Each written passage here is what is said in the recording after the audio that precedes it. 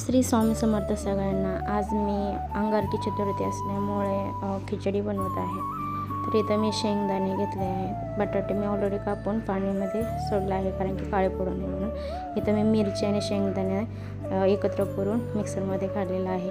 आता गॅस चालू करून कढई ठेवली. त्याच्यावर मी 2 चमचे तूप टाकलं आहे आणि धुवून बटाटे टाकले आहे. तर माझ्या ही सिंपल रेसिपी आहे. तुम्हाला कशी वाटते मला नक्की कमेंटमध्ये सांगा.